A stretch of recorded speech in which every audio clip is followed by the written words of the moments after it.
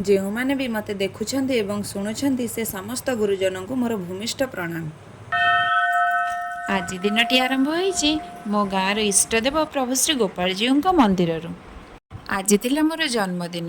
भाविली प्रभु आशीर्वाद दिनटी आरंभ करी बोली। प्रभु को देखि मन कहूची केड़े मधुर तुम नाम रस जालागी गड़ुछि जीवनर नंदी घोष। मंदिर फेरिबा बाटरे सान भाई ब्यागटे धरईदेला। ब्याग खोली देखिला बेला को दहीबरा बाहरिला। तार ए स्वल्प चेष्टा मो मन को बेस छुईथिला। बहिरे पढ़ी सान सेना दानता मोहन। आज मो सह सेया होउछि। एइठी देखंतु सान भौणी दिजण मो पे कौन सब आनिछन्ति। एक सुंदर क्यूट सा लकेट आ एक रूपार चेन। मते खुशी करबा पई तांकर ए आप्राण चेष्टा मो पई चिरस्मरणीय।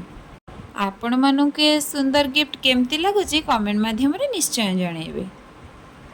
एवं एठारे छोट मोट सेलिब्रेशन सारी एबे लागि पड़िलु खाद्य प्रस्तुत करिबारे। बड़ भाई देइथिबा फालुदा पी बापा आनिथिबा पनीर को काटिबारे लागि पड़िलु।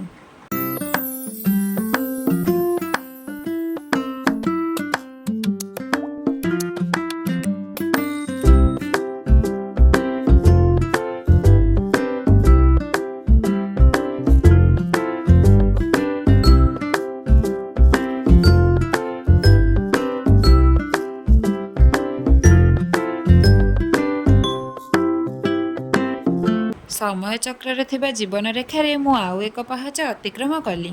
एतिकी कहबी प्रत्येक दिन निज पितामाता आशीर्वाद नियंतु। रहिली। जय जगन्नाथ।